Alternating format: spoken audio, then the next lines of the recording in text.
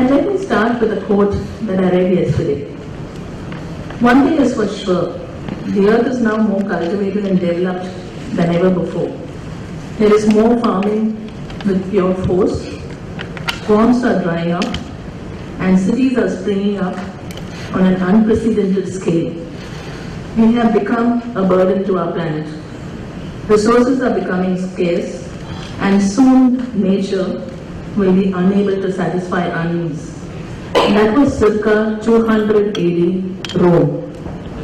So the issues around being economically vibrant, around being socially harmonious, and around being environmentally resilient are not something that plague only us today. They have plagued humanity for centuries to come. Some cities have dealt with it well and still continue to live today for hundreds of years. Others have died and moved on, and new cities have taken their place.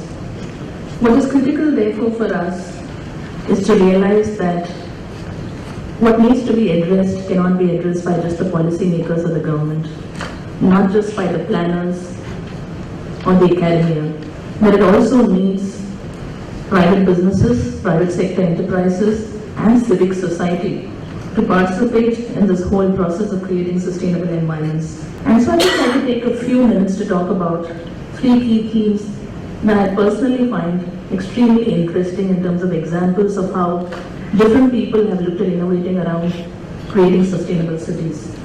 The first theme is around flexibility of space, the second is around citizen sourcing, and the third is around crafting an urban canvas. And I'd like to start with the third because it's something that we spoke about in the first panel today, which is how do you integrate existing urban environments through the application of art and culture. Sanjana's Brazil experience was one standing example of how cities have used art and culture. The Philadelphia Mural Arts Program is an outstanding example of how the city has gone about changing the face of what was seen as ghettos, driven by crime, into not just a part of the tourist landscape of the city, but also a location which today has 30% lower crime rates than it ever had before, just by adopting art and culture into the fabric of that society. So I think there are interesting examples even in our own country. You look at what was done in Chandigarh around using recycled waste and building Nemichans Park. Examples of how there are small ways we can still contribute today, small ways we can make a difference to actually recraft the urban canvas. The second theme that I spoke about was around flexibility of space. I think again very, very interesting work going on in how you can actually use the same land or the same built environment for different uses at different points in time to meet the needs of different demographics. There was a whole article about pop-up cities, pop-up installations. I think pop-up installations is something which is not new. It's about bringing in exhibitions and theatres through short-term structures, dismantling and moving on. A classic case study that was written about was the Kumbh Mela, which was seen as the largest pop-up city in the world. 1 million people getting in there for 45 days, all of the infrastructure being created on what was otherwise washed by the Ganges, and again being re-put back to the original situation.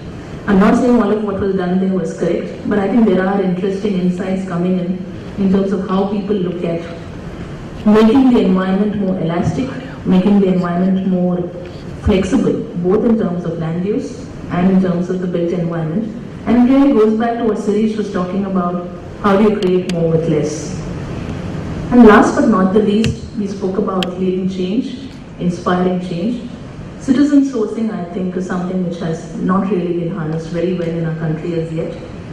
It is an effort to bring in collective resources together to create a better society. Again, great examples from Brazil. There is a scheme that they run there which is called Waste by the Pound scheme, which is about how the citizens are encouraged to give back recycled waste. So you actually use waste as currency. They hand over waste by the pound, and based on the weight of the recycled waste given back, they get fresh farm produce. So you're encouraging organic farming, you're encouraging healthy eating habits, you're creating a sustainable food chain, but you're also recycling waste. Confluence is in its early days. It is just a beginning. It is a beginning in terms of bringing people together to at least share thoughts, share ideas, and talk about these issues. But I think the real test for Confluence will be when we're actually able to take it out there, influence policy, influence innovation, influence ideas, and actually make a difference.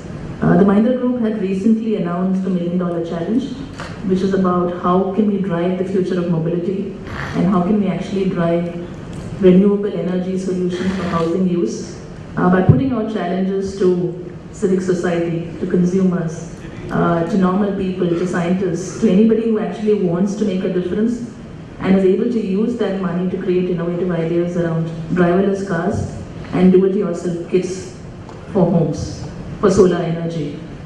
This is one effort from our side to really look at how can we actually allow application of thought to go into action and be used to the benefit of larger society. And I'm sure Confluence will enable us to create many more such opportunities of ideas that can become thought and action. Thank you.